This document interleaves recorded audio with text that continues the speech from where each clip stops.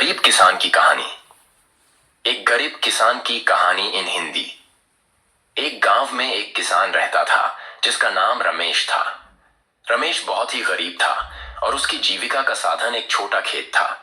रमेश छोटे से खेत में खेती किया करता था। वह दिन भर अपने खेत में काम करता था और शाम को अपने घर लौट जाता था।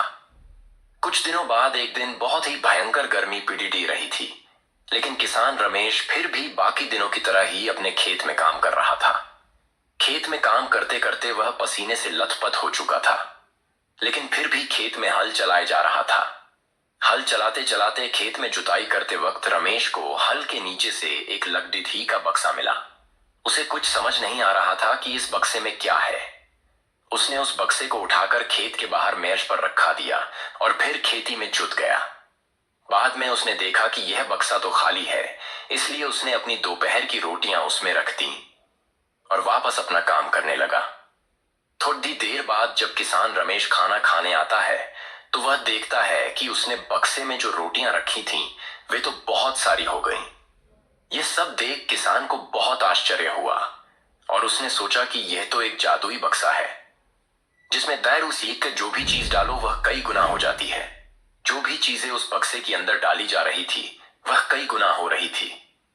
अब रमेश दोपहर का भोजन कर लेता है, उसके बाद फिर से अपने काम में लग जाता है। जब शाम को रमेश घर के लिए लौटता है तो वह उस बक्से को भी अपने साथ ले आता है। आज किसान बहुत खुश था क्योंकि उसकी किस्मत जो खुल गई थी, उसे लगा कि अब उसकी गरीबी दूर हो जाएगी।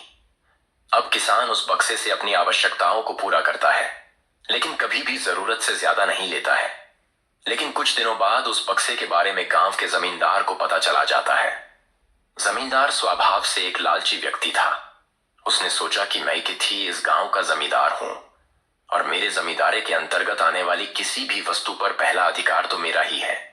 इसके बाद जमींदार के आदेश पर उसके कुछ आदमी उस किसान के घर पहुंच जाते हैं और किसान को पढ़कर जमींदार के पास ले आते हैं। फिर जमींदार द्वारा किसान को धमकाया जाता है और उससे वह बक्सा देने के लिए कहा जाता है। जमींदार किसान से कहता है, तुम्हारा खेत मेरी जमींदारी का हिस्सा है, इसलिए इस बक्से पर पहला मेरा अधिकार बनता है। जमींदार की बात सुनकर किसान डरते हुए बोलता है कि मालिक भले ही जमींदारी आपकी हो, पर उस खेत पर तो खेती मैं करता हूं, इसलिए उस बक्से पर तो मेरा अधिकार है। अब जमींदार समझ गया कि यह किसान ऐसे मानने वाला नहीं है। उसने किसान को धमकाकर उससे बक्सा छीन लिया। अब बेचारे किसान के पास रोने के अलावा कोई चारा नहीं था, लेकिन बक्सा लेकर जमींदार तो काफी खुश हो गया। जमींदार तो लालची था। बक्सा पाते ही उसने बहुत सारी वस्तुएं हासिल कर ली थीं और मजे की जिंदगी काट रहा था। लेकिन थोड़े दिन बाद कुछ लोगों द्वारा इस बक्से के बारे में मंत्री जी को बता दिया जाता है, जिसके बाद मंत्री द्वारा अपने एक आदमी को भेजकर उस बक्से बारे में पता करवाया जाता है। जब उस मंत्री को के आदमी को बक्से की सच्चाई पता लगता है, तब वह मंत्री को सारी सच्चाई बता देता है, जिसके बाद मंत्री तुरंत जमींदार को बुलवाता है और जमींदार से वह बक्सा देने के लिए कहता है। जमींदार मंत्री से हाथ जोड़कर विनती करता है कि वह यह बक्सा न ले, इसे मेरे पास ही रहने दे। लेकिन मंत्री एक नहीं सुनता है और कहता है कि अगर तुमने मुझे वह बक्सा नहीं दिया तो मैं तुम्हारी जमींदार खत्म करवा दूंगा। जिसे पाकर मंत्री खुश हो जाता है। जमींदार को वह बक्सा लेकिन जल्द ही यह बात मंत्री के विरोधियों के काने पिड्डी सीटी और इस सच्चाई के बारे में मंत्री के विरोधी राजा को बता देते हैं।